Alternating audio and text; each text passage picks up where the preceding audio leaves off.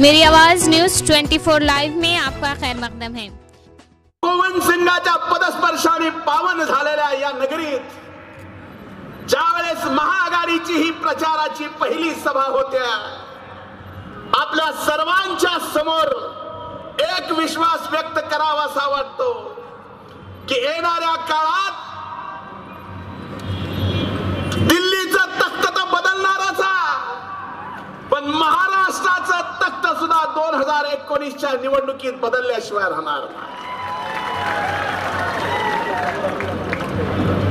मला आजही 2014ची नरेंद्रभाई मोदीची भाषण आठवतात। एक व्यक्ती देशाच्या 125 कोटी जनतेला स्वप्न दाखवत होता। स्वप्न होता अच्छे दिनचं। आता कोणी अच्छे दिन जर म्हणलं तर एक तर माणूस हसतो, नाही तर शिवी देतो। एवढी चेष्टा झाली की तुम्ही आम्ही चेष्टा केलेली सोडून द्या, पण नरेंद्रभाई मोदीच्या मांडीला मांडी लावून बसणारे या महाराष्ट्रातले भारतीय जनता पार्टीचे एक दिग्गज नेते, ज्यांचं नाव नितीन गडकरी, 4 महिन्यापूर्वी एका हिंदी न्यूज चॅनलला मुलाखत द्यायला गेले। वार्ताहरांनी प्रश्न विचारले, नितीन गडकरींनी उत्तर दिलं। शेवटी वार्ताहरांनी एक प्रश्न विचारला कि नितिन जी, आप बता सकते हैं इस देश में अच्छे दिन कब आने वाले? नितिन जी ने उत्तर दिलं, ते म्हणले ये अच्छे दिन विच्छे दिन कुछ नहीं होते, उसको महसूस करना होता है। आज आपल्याला महसूस झालेत का अच्छे दिन? हे सुद्धा या सभेच्या माध्यमातून विचारण्याची गरज वाटते। अच्छे दिनच्या नावावर फसवलं,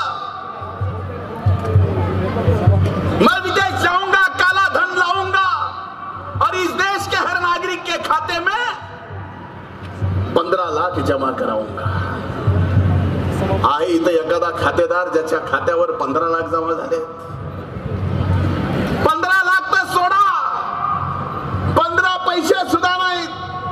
काल परवा केंद्रीय बजेट झालं, त्या बजेट मध्ये नरेंद्रभाई मोदींनी सांगितलं आता आम्ही शेतकऱ्याला वर्षाला 6000 रुपये 4 महिन्याला 2000च्या हिशोबाने देणार। आमची परिवर्तन यात्रा चालू होती, मी पश्चिम महाराष्ट्रात एका सभेत होतो। मला अमरावती जिल्ह्यातील परतवाडी तालुक्यातल्या एका शेतकऱ्याचा फोन आला आणि त्यांनी मला सांगितलं, म्हणले भाऊ काही करा, त्या मोदीला सांगा। म्हणलं अरे मी कसं सांगू? ते म्हणले कसंही सांगा। अरे म्हणलं सांगायचं काय? ते म्हणला 2014 मध्ये दिलेले 15 लाख खर्च करायचे कसे, हा प्रश्न माझ्या समोर आहे।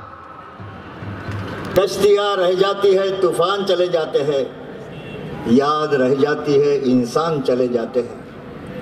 कश्तियां रह जाती है, तूफान चले जाते हैं, याद रह जाती है, इंसान चले जाते हैं। प्यार कम नहीं होता किसी के दूर जाने से, बस दर्द होता है हमारे शहीदों की याद आने से, दर्द होता है शहीदों की याद आने से। विष्णू फक्त एकाच गोष्टीसाठी, या देशाचं भाग्य आणि भवितव्य बदलवण्यासाठी, ज्या मोदी साहेबांनी या देशामध्ये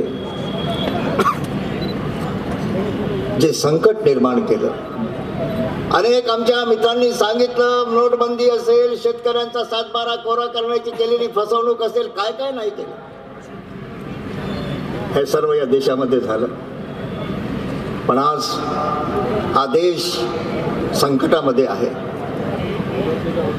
या देशाला RSS प्रणित भाजपाचं ग्रहण लागलेलं आहे। ग्रहण, सूर्याला चंद्राला लागलेलं ग्रहण 2-4 तासामध्ये 2-4 तासात सुटून जातं, पण या देशाच्या संविधानाला, देशाच्या लोकशाहीला, या देशाच्या समानतेला, या देशाच्या बंधुत्वाला, या देशाच्या सहिष्णुतेला, या जातीयवादी सांप्रदायिक RSS वादी भाजपाचं जे ग्रहण लागलं, हे उद्याच्या 2019च्या निवडणुकीमध्ये हे ग्रहण दूर करण्याची जबाबदारी आपल्या सर्वांची आहे सांगण्यासाठी आम्ही या ठिकाणी आलो.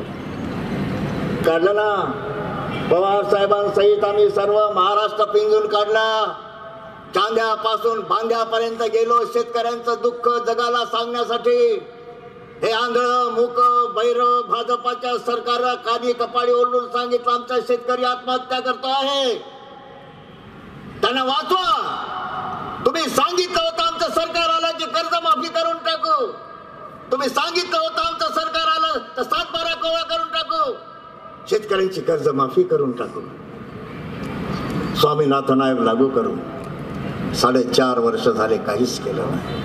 पण शरद पवार साहेब, अशोक चव्हाण साहेब, राहुलजींच्या नेतृत्वात, सोनियाजींच्या नेतृत्वामध्ये या महाराष्ट्राची नाही संपूर्ण देशाची तकदीर बदलायची आहे आपल्या सर्वांना मिळून. ही तकदीर बदलण्याचं काम आपल्या सर्वांवर आहे. अकेला चना भाळ नाही झोकता. आपल्या सर्वांना मिळून या देशाचं भाग्य बदलवायचं, या देशाची तकदीर बदलवायची आहे. आणि म्हणून आपल्या सर्वांना माझी आग्रहाची विनंती आहे, मध्यमवर्गीय व्यापाऱ्यांना या 5 वर्षामध्ये काय मिळालेलं आहे हा आता विचार करण्याची वेळ आली. मित्रांनो, गेल्या 4-5 दिवस पूर्वी पुलवामामध्ये जे घडलं दुर्दैव आहे. आमचे जवान रोज शहीद होत आहेत सीमावर. 2014च्या पूर्वी पवार साहेब आपल्याला सुद्धा आठवत असेल की जेव्हा काश्मीरमध्ये एक घटना 2014च्या पूर्वी झाला होता. आपलं सरकार होतं, डॉक्टर मनमोहन सिंग साहेब पंतप्रधान होते, आपण केंद्रामध्ये मंत्री होतं. त्यावेळी आजचे सध्याचे जे मंत्री आहेत स्मृती इराणी यांनी त्यावेळी सांगितलं होतं की मला आता असं वाटतं, मुझे भी ऐसा लगता है कि हाथों की चूड़ी निकाल देना चाहिए और पंतप्रधान को भेजना चाहिए. मला विचारायचं आहे स्मृती इराणीला की पुलवामामध्ये आमचे 44 पेक्षा जास्त जवान शहीद झाले. आता ह्याच्यामध्ये कमतरता कोणीची, चूक कोणीची, कोणीतरी जबाबदारी स्वीकारला पाहिजे की नाही या देशामध्ये. स्मृती इराणी, तुम्ही तुमची बांगडी पाठवणार की नाही मोदी साहेबांना? ही चर्चा आता झाली पाहिजे. कोण आहे जबाबदार? फक्त पाकिस्तान पाकिस्तान पाकिस्तान? हो, या देशाचे 130 कोटी लोक, हिंदू आणि मुस्लिम, शीख आणि ईसाई, पाकिस्तानला सुद्धा होशमध्ये राहिला पाहिजे. या देशातून अंग्रेजांना काढण्याचं काम या देशाच्या लोकांनी मिळून केलेलं आहे. पाकिस्ताननी सावध राहायला पाहिजे आणि होशमध्ये आला पाहिजे. 130 करोड हिंदू आणि मुसलमान जर सीमावर आले, फक्त हे केले ना तर तुमच्या नकाशावर नाव निघून जाईल. आणि आमची जे सध्याची सरकार आहे, मला राहुल गांधीजींना, पवार साहेबांना आणि सर्व देशाचे जेवढे विरोधी पक्षाचे नेते आहे सर्वांना धन्यवाद द्यायचा आहे की जेव्हा पुलवामाची घटना घडली, सध्याची सरकारने सर्व विरोधी पक्ष नेत्यांना बोलावलं. आमच्या सर्व नेत्याने सांगितलं की तुमची सरकार जे निर्णय घेईल या मुद्द्यावर आम्ही तुमच्या सोबत आहोत, आम्हाला ह्याच्यावर राजकारण करायचं नाहीये. पण काय झालं आज 5 दिवसामध्ये? काय कारवाई झाली आहे? आता आश्वासन नको.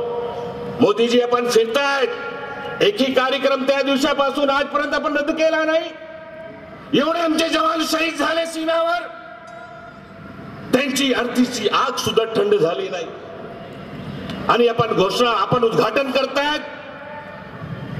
आमचे मुंडेंनी सांगितलं की ज्या दिवशी पंतप्रधान आणि महाराष्ट्राचे मुख्यमंत्री धुळे आणि यवतमाळमध्ये सभा घेत होते, बाजूच्या जिल्ह्यामध्ये आमचा सैनिक शहीद झाला होता, त्याच्या घरी सुद्धा जाऊन आले नाही. दिलासा सुद्धा देण्याचा गरज नाही वाटतोय ना. हे फक्त भाषण, असे प्रकारचे कोरे आणि झुटे आणि खोटे आश्वासनांची भाषण या देशामध्ये आता चालणार नाही. म्हणून सर्व नेते एक स्टेजवर आलेले आहेत आणि महाआघाडी बनवून येणाऱ्या काळामध्ये सत्तातून बाहेर काढण्याचं काम आपण सर्वांचा आशीर्वाद घेऊन करायचं आहे. म्हणून पवार साहेब, राहुल गांधी साहेब आणि जेवढे केंद्राचे नेते आहेत सगळे एकजूट झालेले आहेत. महागाईवर अनेक चिंता झाली इथे. 2014ची आमचे धनंजय मुंडेंनी चर्चा केली. याच महागाईच्या विषयावर 2014 मध्ये किती चर्चा व्हायचं.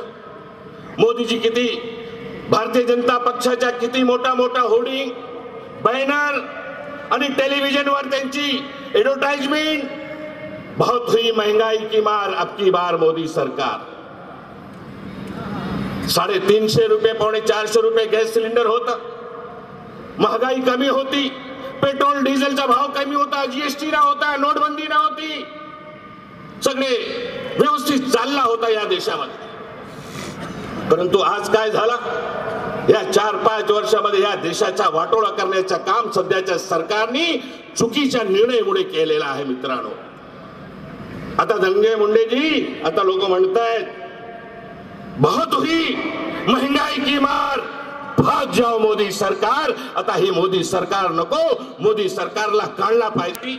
बाबासाहेबांनी दिलेल्या संविधानाची रक्षा करण्यासाठी महाआघाडीला निवडून आणण्याची गरज आहे मित्रांनो.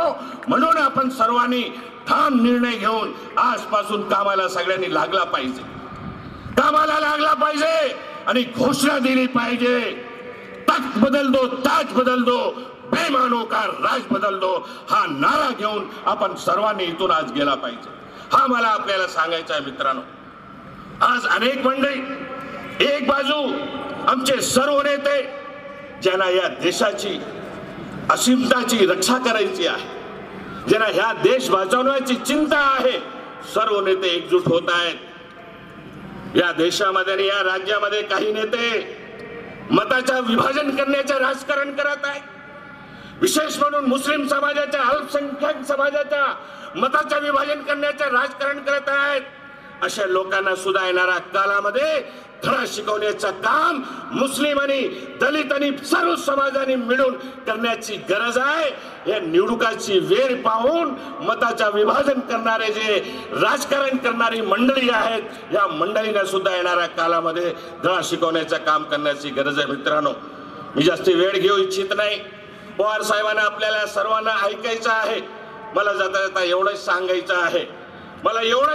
आहे, की 2019च्या निवडणुका आता सुरू होत आहेत, सुरुवात झालेली आहे. शिवसेनेच्या काय भूमिका होती, भारतीय जनता पक्षाचे नेते शिवसेनेला काय म्हणायचे, शिवसेनेचे नेते उद्धव ठाकरे गेल्या 4.5 वर्षामध्ये काय म्हणायचे, आपण सर्वांनी बघितलेलं आहे, आपण सगळे ऐकलेलं आहे. सामनाच्या एडिटोरियल आपण वाचलेला आहात. अशा लोकांना काय करायचं आहे याचा निर्णय तुम्हाला करायचा आहे. सत्तेसाठी युती, राज्यासाठी युती नाही आहे. शिवसेना भारतीय जनता पक्षाची जी युती झालेली आहे, हा फक्त सत्तेसाठी युती आहे.